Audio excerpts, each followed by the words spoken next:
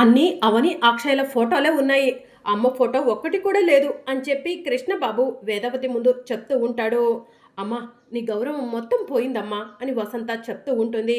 ఇక అప్పుడే వసంత పుల్లమ్మను చూసి పుల్లమ్మకు సైగ చేస్తుంది. పుల్లమ్మ వేదవతి దగ్గరకు వచ్చి, వేదవతమ్మ గారు, నేను మొన్న చెప్పిన మాటలు నిజమని ఇప్పటికైనా మీకు అర్థమైందా? ఆ తల్లి కూతుర్లకు గౌరవం ఇస్తున్నారే కానీ మీకు ఎలాంటి గౌరవం లేదమ్మా ఈ ఊరిలో అని చెప్పి పుల్లమ్మ చెప్తూ ఉంటుంది.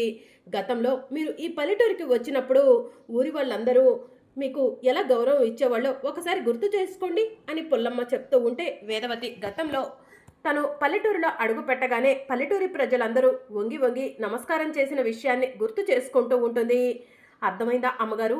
ఇప్పుడు మీకు ఎలాంటి గౌరవం లేదు. మీకు దక్కాల్సిన గౌరవం అంతా కూడా ఆ అక్షయ్కే దక్కుతుంది అని చెప్పి పుల్లమ్మ చెప్తూ ఉంటుంది. ఈరోజు సన్మానంలో ఏం జరుగుతుందో చూద్దాంలే పదండి అని చెప్పి వేదవతి అంటూ ఉంటుంది. ఏం జరుగుతుంది అమ్మగారు? ఆ అక్షయ్కు అందరూ సన్మానం చేస్తారు, మిమ్మల్ని పక్కన పడేస్తారు అంతే కదా అని పుల్లమ్మ చెప్తూ ఉంటుంది. ఇక దాంతో వేదవతి కోపంగా అక్కడి నుంచి వెళ్ళిపోతుంది. అవని అటు ఇటు అనుమానంగా చూస్తూ అక్షయ్ను తీసుకొని సన్మానం దగ్గరికి వెళ్తూ ఉంటుంది. సిద్ధేశ్వర స్వామి చెప్పిన మాటలను అవని గుర్తు చేసుకుంటూ ఉంటుంది. ఇక మరోవైపు మాయ ఏర్పాటు చేసిన రౌడీ గన్ను తీసుకొని అక్షయ్కు గురిపెట్టడానికి వస్తూ ఉంటాడు. ఇక మరోవైపు వేదవతి కుటుంబ సభ్యులను పల్లెటూరి ప్రజలు జగన్నాథం ఎదురు వెళ్ళి, రండి రండి మీకోసమే ఎదురు చూస్తున్నాము అని చెప్పి సాదరంగా ఆహ్వానిస్తూ ఉంటారు. ఇలా కూర్చోండి ప్రసాదరావు గారు అని చెప్పి జగన్నాథం చెప్తూ ఉంటాడు. అందరూ కూడా కూర్చుంటారు. మరోవైపు మాయ ఏర్పాటు చేసిన రౌడీ ఒక చెట్టులో నుంచి అక్షయ్కు గన్నును గురి పెడతాడు. మాయ ఆ రౌడీ కోసం అటు ఇటు చూస్తూ ఉండగా రౌడీ మాయకు కనిపిస్తాడు. ప్లాన్ సక్సెస్ అని రౌడీ మాయకు సైగ చేస్తాడు. ఇక మరోవైపు అవని అనుమానంగా చుట్టుపక్కల అంతా కూడా గమనిస్తూ ఉంటుంది. ఇక రౌడీ అక్షయ్కు గన్ను గురిపెట్టి ఈ వెపన్తో షూట్ చేస్తే సౌండ్ కూడా రాదు, ఇటువైపు నుంచి గన్నుని షూట్ చేశాను అన్న అనుమానం ఎవరికి రాదు అని చెప్పి రౌడీ తనలో తాను అనుకుంటూ ఉంటాడు. అనుకుంటూ గన్నుని అక్షయ్కు గురిపెట్టి షూట్ చేస్తాడు. అక్షయ్ అదే సమయంలో కిందికి వంగటంతో ఆ బుల్లెట్ అక్షయ్కు తగలకుండా స్ట్రైట్గా వెళ్ళిపోతూ ఉంటుంది. ఇక మరోవైపు అవని అటు ఇటు అనుమానంగా చూస్తూ ఉంటే మాయ అవనిని చూసి, అవనికి అనుమానం వచ్చిందా ఏంటి అటు ఇటు చూస్తుంది అని చెప్పి తనలో తాను అనుకుంటూ ఉంటుంది. ఇక మరోవైపు మాయ కంగారు పడుతూ ఉండగా రవీంద్ర మాయను చూసి, మాయా ఏదైనా ప్రాబ్లమా? ఎందుకు కంగారు పడుతున్నావు? ఇప్పటి వరకు బాగానే ఉన్నావు కదా అని అడుగుతూ ఉంటాడు. కంగారు ఏం లేదు రవి, నార్మల్గానే ఉన్నాను అని మాయ చెప్తూ ఉంటుంది. ఇక జగన్నాథం స్టేజ్ మీదకు వెళ్తాడు. మన పల్లెటూరి పేరు రామచంద్రాపురం అని చెప్పుకోవడానికి చాలా గర్వపడాలి. మన పల్లెటూరులో అమ్మవారు ముక్కు పుడక ఉన్నాయి. అమ్మవారిని ముక్కు పుడకను తరతరాలుగా కాపాడుకుంటూ వస్తుంది వేదవతి గారి కుటుంబం. ఈ ఊరిలో ఉండే ప్రజలందరూ కూడా వేదవతి గారి కుటుంబానికి ఎప్పటికీ కూడా రుణపడి ఉందాము. వేదవతి గారి కుటుంబంలో వేదవతి గారి లాంటి జాతకంతో మహర్జాతకురాలు కారణ జన్మురాలైన అక్షయమ్మ పుట్టడం మన అందరి అదృష్టంగా భావిస్తున్నాము. ఈ పల్లెటూరికి ఎలాంటి సమస్య వచ్చినా వేదవతి గారి కుటుంబమే తీరుస్తుంది కాబట్టి వేదవతి గారి కుటుంబానికి మనమంతా కలిసి సన్మానం చేద్దాము. నేను ఒక్కొక్కరినిగా స్టేజ్ మీదకు పిలుస్తూ ఉంటాను, పిలిచిన వాళ్ళు స్టేజ్ మీదకు రండి అని జగన్నాథం చెప్తూ ఉంటాడు. ముందుగా అవనిని స్టేజ్ మీదకు రావాల్సిందిగా కోరుతున్నాను. అవని లాంటి గొప్ప తల్లి ఎక్కడా కూడా ఉండదు. అవని శవాల కోటలో ఉన్న వశీకరణను అంతం చేయడం కోసం ఏ తల్లి చేయని పని చేసింది. అక్షయ్ను అర్ధరాత్రి ఒక చెట్టు కింద కూర్చోబెట్టింది. ఆ రోజు వశీకర అక్షయ్ను ఏమీ చేయలేదు. కానీ మరోసారి అక్షయ్ను శవాల కోటలోకి పంపించడానికి సిద్ధపడింది. వేదవతి గారు తన మనవరాల్ని కోటలోకి పంపించనన్నా కూడా అవని మాత్రం వేదవతి గారితో గొడవ పడి మరీ అక్షయ్ను కోటలోకి పంపిస్తానని చెప్పింది. అలాంటి తల్లి నూటికో కోటికో ఉంటుంది. అందుకే అవని గారిని స్టేజ్ మీదకు రావాల్సిందిగా కోరుతున్నాను అని చెప్పి జగన్నాథం చెప్తూ ఉంటాడు. ఇక అవని కంగారు పడుతూ స్టేజ్ మీదకు వెళ్తూ ఉంటుంది. అవనిని జగన్నాథం పొగుడుతూ ఉంటే శ్రీకర్, ప్రసాదరావు సంతోషపడుతూ ఉంటారు. నిహారిక, మాయ, వసంత, వేదవతి కోపంగా అవని వైపు చూస్తూ ఉంటారు. ఇక అవని స్టేజ్ మీదకు వెళ్ళి అందరికీ నమస్కారం చేస్తూ ఉంటుంది. ఆ తరువాత స్టేజ్ మీదకు అక్షయమ్మను పిలుద్దాము. అక్షయ తన తల్లి మాటను జవదాటకుండా తన తల్లి శవాల కోటలోకి వెళ్ళాలి అని చెప్పేసరికి శవాల కోటలోకి వెళ్ళింది. ఎవరైనా చిన్న పిల్లలు శవాల కోటలోకి వెళ్ళటానికి సందేహిస్తారు. కానీ అక్షయ్ మాత్రం తల్లి చెప్పిందంటే వెనక ముందు ఆలోచించకుండా తల్లి చెప్పిన మాటను వింటుంది. మహర్జాతకురాలు కారణ జన్మురాలు వేదవతి గారి జాతకంతో పుట్టిన అక్షయ అవని కడుపున పుట్టడం, ఈ ఊరికి వారసురాలవ్వటం మన అందరి అదృష్టంగా భావిస్తున్నాను అని జగన్నాథం చెప్తూ ఉంటాడు. ఇక అక్షయ స్టేజ్ మీదకు వెళ్తుంది. అమ్మా అవని అక్షయ్ను కుర్చీలో కూర్చోబెట్టు అని జగన్నాథం అంటాడు. ఇక అక్షయ్ను అవని కుర్చీలో కూర్చోబెడుతుంది. అది చూసి ప్రసాదరావు శ్రీకర్ సంతోషపడుతూ ఉంటారు. పల్లెటూరులో ఉన్న పిల్లలందరూ కూడా అక్షయ్ ధైర్యాన్ని కూడగట్టుకోవాలని, అక్షయ్ లాగానే సాహసాలు చేయాలని మనస్ఫూర్తిగా కోరుకుంటున్నాను అని జగన్నాథం చెప్తూ ఉంటాడు. ఇక దాంతో అక్షయ్ కాలు మీద కాలు వేసుకొని కూర్చుంటుంది. పల్లెటూరి ప్రజలంతా కూడా అక్షయ్ వైపు షాకింగ్గా చూస్తూ ఉంటారు. ప్రసాదరావు శ్రీకర్ కూడా అక్షయ్ ఏంటి ఇలా చేస్తుంది అని షాకింగ్గా చూస్తూ ఉంటారు.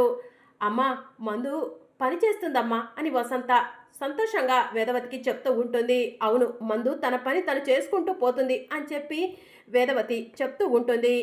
అక్షయ్ కాలు మీద కాలు వేసుకొని కూర్చోగానే పల్లెటూరి ప్రజలంతా కూడా అక్షయ్ వైపు షాకింగ్గా చూస్తూ నోటిపైన చెయ్యి వేసుకుంటారు. అమ్మ అక్షయ ఏం చేస్తున్నావు? ఆ కాలు మీద కాలేంటి తీ అని చెప్పి అవని అంటూ ఉంటుంది. అక్షయ ఏం మాట్లాడకుండా పల్లెటూరి ప్రజల వైపు చూస్తూ ఉంటుంది. మీరంతా ఏంటి నా వైపు అదో రకంగా చూస్తున్నారు? ఓ కాలు మీద కాలు వేసుకున్నానా? నా కాలు నా ఇష్టం. నా కాలు మీద నా కాలు వేసుకోవడం కూడా తప్పేనా? మీ పైన ఏమైనా నా కాలుని వేశానా ఏంటి అని అక్షయ పల్లెటూరి ప్రజలను అంటూ ఉంటుంది. దాంతో పల్లెటూరి ప్రజలంతా కూడా అక్షయం ఏంటి ఇలా మాట్లాడుతుంది అని షాక్ అవుతారు. అక్షయ ఏం మాట్లాడుతున్నావమ్మా అని చెప్పి అవని అంటుంది. కాసేపు నువ్వు సైలెంట్గా ఉండమ్మా, నేను వీళ్ళందరితో మాట్లాడాలి అని చెప్పి అక్షయ్ అంటుంది. ఏం మాట్లాడతావు అని అవని అంటుంది. నువ్వు కూడా ఇక్కడే ఉంటావు కదా విందు గాని అని చెప్పి అక్షయ్ అంటుంది. ఈ ఊరిలో 500 గడపలున్నాయి. గడపకి 4 ఉంటారు. ఆ లెక్కన లెక్కేస్తే ఈ ఊరిలో 2000 మంది జనం ఉన్నారు. 2000 మంది జనం ఉండి ఆ వసీకరణం ఏమీ చెయ్యలేకపోయారు. మిమ్మల్ని అందరినీ ఏమంటారంటే చవటలు అంటారు. ఆ వసీకరణం అంతం చేయటానికి నేను ముందుకు రావాల్సి వచ్చింది. ఈ ఊరిపై అందరికీ బాధ్యత ఉంది కదా, ఈ ఊరి బాధ్యత అందరూ తీసుకోవాలి కదా. వసీకర అనేసరికి అందరూ కూడా అంత దూరం పరిగెత్తారు. వసీకరణను అంతం చేయటానికి నేను మా అమ్మ ముందంజ వేయాల్సి వచ్చింది. కానీ మీరంతా చవట దద్దమ్మల్లాగా వెదవల్లాగా చాతకాని వాళ్ళలాగా చూస్తూ ఊరుకొండిపోయారు అని చెప్పి అక్షయ్ అంటుంది. అక్షయ్ మాటలు విన్న ప్రసాదరావు శ్రీకర్ ఒక్కసారిగా లేచి నుంచుంటారు. అమ్మ అక్షయ ఏంటమ్మా ఈ మాటలు అని చెప్పి శ్రీకర్ అంటాడు. అమ్మ అక్షయ నువ్వు చిన్న వాళ్ళ దగ్గర నుంచి పెద్దవాళ్ళ వరకు అందరికీ కూడా గౌరవం ఇస్తావు, గౌరవం పుచ్చుకుంటావు. అలాంటి నువ్వు ఇలా మాట్లాడుతున్నావేంటమ్మా? నీ చేత ఇవన్నీ ఎవరైనా కావాలని మాట్లాడిస్తున్నారా అని చెప్పి ప్రసాదరావు అంటూ ఉంటాడు. నా చేత ఎవరు కావాలని ఇదంతా మాట్లాడించట్లేదు. నా నోటి నుంచే ఈ మాటలు వస్తున్నాయి. నా మనసులో ఉన్నదే బయట పెడుతున్నాను అని అక్షయ్ అంటుంది. నీకు గాలేమైనా సోకిందా ఏంటి అక్షయ ఇలా మాట్లాడుతున్నావు అని చెప్పి అవని అంటుంది. అక్షయ ఇంకా చాలు నోరు మూసుకో అని చెప్పి అవని అంటుంది. ఏంటి నోరు మూసుకునేది? నువ్వు తల్లివి కదా అని చెప్పి నీకు మాత్రం గౌరవం ఇస్తున్నాను, నువ్వే సైలెంట్గా ఉండు అని అక్షయ్ అంటుంది. పెద్దవారైన వేదవతి గారిని కాదని నీకు సన్మానం చెయ్యాలనుకుంటే నువ్వు ఇలా మాట్లాడుతున్నావేంటమ్మా అని జగన్నాథం అంటూ ఉంటాడు. ఏయ్ ముసలోడా, ఆ వసీకర నిన్ను చంపేయాల్సింది. ఎందుకంటే ఆ శవాల కోట కట్టించింది నువ్వు కాబట్టి, అందుకే అది శవాల కోటగా తయారైంది కాబట్టి అని చెప్పి అక్షయ్ అంటూ ఉంటుంది. చిన్నపిల్లవి కాబట్టి సరిపోయింది, మా తాతయ్యను అంత మాట అంటావా? నీ చంపపై 2 పీకాలనుంది అని చెప్పి రవీంద్ర అక్షయ్ను అంటూ ఉంటాడు.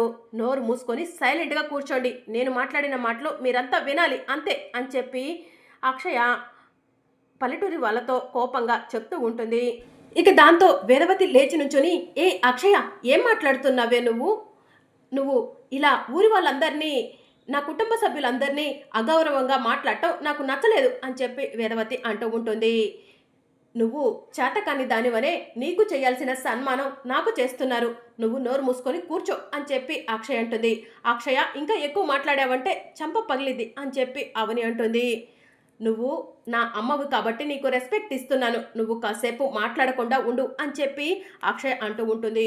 ఓలమ్మో ఓలమ్మో చిన్న పిల్ల అయినా కూడా సన్మానం చేద్దామని జగన్నాథం గారు అనుకుంటే ఈ పిల్లేంటి ఇలా మాట్లాడుతుంది అని చెప్పి పుల్లమ్మ అంటూ ఉంటుంది. అక్షయ, వేదవతి గారిని కాదని నీకు సన్మానం చేద్దాం అనుకోవడం నిజంగా నేను చేసిన పెద్ద తప్పే అని చెప్పి జగన్నాథం అంటాడు. ఒరే ముసలోడా, నువ్వు నోరు మూసుకొని కూర్చో అని అక్షయ్ అంటుంది. అక్షయ, ఇంకా ఎక్కువ మాట్లాడావంటే కొట్టేస్తాను అని చెప్పి అవని అంటుంది. ఏం కూతుర్ని కన్నావు తల్లి, అసలు ఎవరితో ఎలా మాట్లాడాలో కూడా నేర్పించలేదు అని వసంత అవనిని నిందిస్తూ ఉంటుంది. పల్లెటూరి ప్రజలంతా కూడా వేదవతి గారి తరువాత వేదవతి గారని అక్షయ్ను సన్మానిద్దాం అనుకున్నాము, అలాంటి అక్షయ్ ఇలా మాట్లాడి అందరి ముందు పరువు తీస్తుంది, ఇలాంటి అక్షయ్ను సన్మానించడం పెద్ద తప్పు. జగన్నాథం గారు, మీరు మంచివారు కాబట్టి అక్షయ్కు సన్మానం చేద్దామనుకున్నారు, కానీ ఈ అమ్మాయి సన్మానం చేయించుకోవడానికి అర్హురాలు కాదు, పదండి వెళ్ళిపోదాం అని పల్లెటూరి ప్రజలంతా కూడా కోపంగా అక్కడి నుంచి వెళ్ళిపోతూ ఉంటారు. అప్పుడు వేదవతి, అదే జరిగింది, నేను అనుకుందే జరిగింది అని చెప్పి ఇదంతా జరిగినట్టు కలగంటూ ఒక దగ్గర నుంచొని ఉంటుంది. అప్పుడు వెనక నుంచి ప్రసాదరావు వచ్చి, వేద అదే జరిగిందని తెగ సంబరపడిపోతున్నావు, ఏం జరిగింది ఏంటి చెప్పు వేద అని ప్రసాదరావు అడుగుతూ ఉంటాడు. ఏం లేదులేనండి అని చెప్పి వేదవతి అంటుంది. నాకు చెప్పకూడని విషయాలు కూడా ఉన్నాయా వేద అని ప్రసాదరావు అంటాడు. ఇక వేదవతి ఏం మాట్లాడదు. ఈ సన్మాన కార్యక్రమాన్ని ఆపటం కోసం నువ్వేదైనా ప్రయత్నాలు చేస్తున్నావేమో, నీ ప్రయత్నాలు ఏవి కూడా సాగవు వేద అని ప్రసాదరావు చెప్పడంతో వేదవతి షాకింగ్గా ప్రసాదరావు వైపు చూస్తూ ఉంటుంది. రేపు రాబోయే అప్కమింగ్ ఎపిసోడ్లో ఇంకా ఎంతసేపు, త్వరగా మొదలు పెట్టండి అని కృష్ణబాబు అంటూ ఉంటాడు. ఎందుకురా కంగారు పడుతున్నారు, అవని అక్షయ్ను రానివ్వండి అని జగన్నాథం చెప్తూ ఉంటాడు. అప్పుడే అవని అక్షయ్ను తీసుకొని వస్తూ ఉంటుంది. అదిగో అవని అక్షయ్ వస్తున్నారు అని పల్లెటూరి ప్రజలు చెప్తూ ఉంటే అందరూ కూడా అవని అక్షయ్ కోసం వెనక్కి తిరిగి చూస్తూ ఉంటారు. అవని అక్షయ్ను అచ్చం వేదవతిలాగా రెడీ చేసి ముక్కు పుడక పెట్టి తీసుకొని వస్తూ ఉంటుంది. అక్షయ్ను చూసిన వేదవతి ఒక్కసారి షాక్ అవుతుంది. ఇక అవని అక్షయ్ను తీసుకొని రాగానే, అమ్మగారు చూసారా, మీ కోడలు ఎంత తెలివిగలదో, మీ మనవరాల్ని అచ్చం మీకులాగే రెడీ చేసింది అని పుల్లమ్మ వేదవతికి చెప్తూ ఉంటుంది. అక్షయమ్మ కట్టుకున్న చీర, మెడలో నగలు, ముక్కుకు ఉన్న ముక్కు పుడక అన్నీ కూడా వేదవతి గారియే.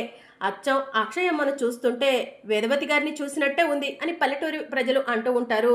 చిన్న వేదవతి అమ్మగారు వచ్చారు అని చెప్పి పల్లెటూరి ప్రజలంతా సంబరపడిపోతూ ఉంటారు. ఆ మాటలు విని అవని సంతోషపడుతూ ఉంటుంది. మరి అప్కమింగ్ ఎపిసోడ్లో ఏం జరగబోతుందో తెలుసుకోవాలనుకుంటున్నారా? అయితే ఛానల్ను సబ్స్క్రైబ్ చేసుకోండి.